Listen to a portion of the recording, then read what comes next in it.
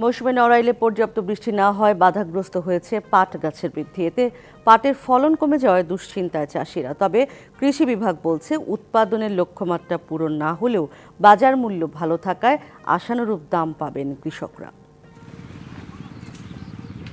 শ্রাবণ থেকে ভাদ্র পর্যন্ত পর্যাপ্ত বৃষ্টি হয়নি নড়াইলে, তাই সেচের মাধ্যমে শেষ করতে হয়েছে পাট চাষ। পর্যাপ্ত বৃষ্টি না হওয়ায় পাট গাছের বৃদ্ধিও আশানুরূপ হয়নি। এদিকে বাড়তি সেচের পাশাপাশি কীটনাশক ও সার প্রয়োগে বেড়েছে উৎপাদন খরচ। ফলে বাজার দর ভালো না পেলে ক্ষতির মুখে পড়ার শঙ্কায় কৃষক। বৃষ্টি বর্ষা মোটে নাই, খুবই সীমিত। তার ভিতরে যারা সেচ টেচ দিতে পেরেছে, অনেক পয়সা করে খরচ করতে পেরেছে, তাকে কিছুটা ফসল হয়েছে। ফসল আদি ভালো না। 250-টিরও বেশি ডিজাইন অপশন নিয়ে ওয়ালটন স্মার্ট ফ্রিজ, বোঝে আপনার প্রয়োজন।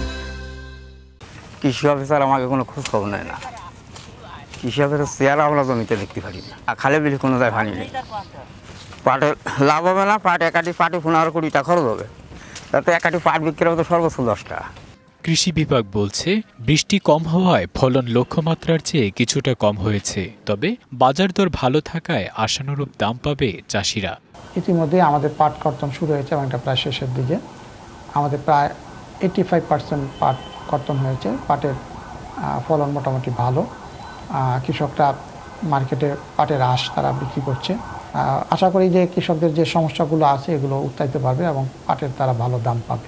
এবছর নড়াইলে 23,900 হেক্টর জমিতে পাট চাষের লক্ষ্যমাত্রা থাকলেও আবাদ হয়েছে 23,005 হেক্টর জমিতে।